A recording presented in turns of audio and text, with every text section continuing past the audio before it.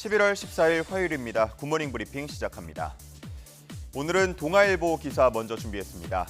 한 구직 사이트에서 조사한 결과 90년대 중반부터 2000년대 초반까지 이른바 G세대라고 부르는 세대는 브랜드 알바, 즉 대기업 프랜차이즈 알바를 선호하는 것으로 나타났습니다. 그 이유로는 근로기준법을 준수할 것 같아서 라는 응답이 87%로 가장 많았습니다.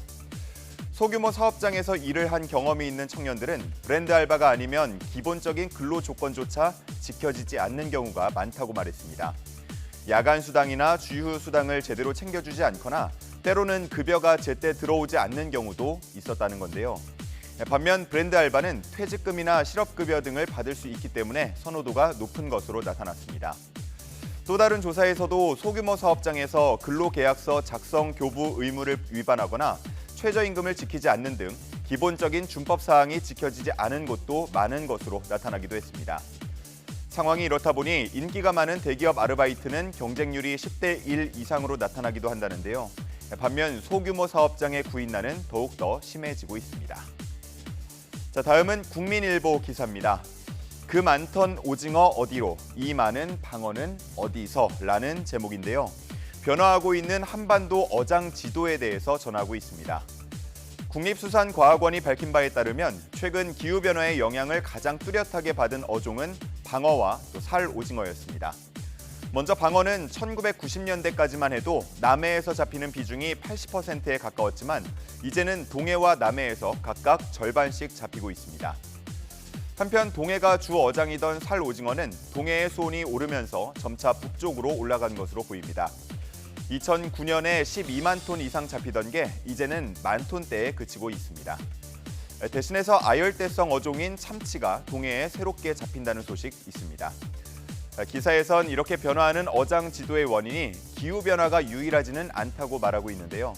과도한 어획 역시도 영향을 미쳤을 가능성이 있다는 전문가 의견 함께 실려 있었습니다. 다음은 가루쌀 이야기를 담은 한겨레 기사입니다. 가루쌀은 2019년에 농촌진흥청이 수입 밀을 대체하기 위해서 개발한 신품종입니다. 기존의 국내 밀 소비량의 99%를 수입 밀이 차지하고 있었기 때문에 식량 안보 차원에서 개발한 건데요. 농림축산식품부는 올해 10,000톤 수준인 가루쌀의 생산량을 2025년에는 8만 톤, 2026년에는 20만 톤까지 늘려나간다는 계획입니다. 이를 위해서 가루쌀은 전량 공공비축미로 매입하고 재배 면적에 대해서 일정 수준의 지원금도 지급하고 있습니다. 실제 가루쌀은 포만감도 좋고 속도 편하다는 반응이 나오고 있고 일부 제품 개발 성과들도 전해지고 있습니다.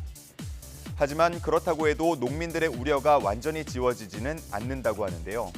반죽이 잘 찢어지거나 가공이 어렵고 또 유통기한이 짧다는 점 등이 지적되면서 만일 시장에서 경쟁력을 잃어서 지원이 끊긴다면 결국 그 피해는 농민들이 고스란히 안을 수 있다고 걱정하고 있는 겁니다.